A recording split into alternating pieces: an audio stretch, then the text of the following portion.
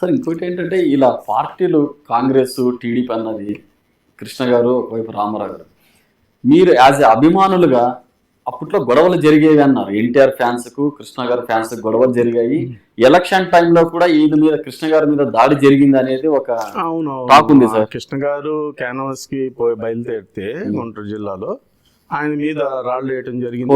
ఎడం కంటికి కొద్దిగా దెబ్బ తగిలితే ఆ రోజు బ్లాక్ కలర్ జోడులు పెట్టుకుని గుంటూరులో జరిగే సమావేశానికి రాజీవ్ గాంధీతో పాటు ఇద్దరు స్పీకర్లు, ఒకటి రాజీవ్ గాంధీ, రెండు కృష్ణ. ఆ రోజుల్లో రాజీవ్ గాంధీ అనే అతను నెంబర్ 1 ఇండియాకు నెంబర్ 1 వేస్తున్నారు. Only Krishnaji and Rajeev ji stage మీద ఉన్నారు. సో అవి సామాన్యం. ఇంకా గొడవలు అంటారా, ఒక ఎన్టీఆర్ ఫ్యాన్స్ తోనే కాదు, ఆ రోజు ఎన్టీ రామారావు కాడి నుంచి నిన్నటి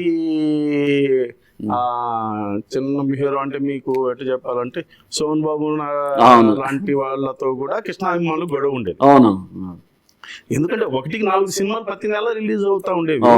వాళ్ళది 1-2 అయినా దానికి ఇది పోటీ ఉండేది. సో ఎప్పుడు పోటీ ఒకే డేట్ కి వస్తాయో వీళ్ళిద్దరు ఎదురు పడినప్పుడు ఏదో మాటలు గిట్టలు జరుగుతాయి.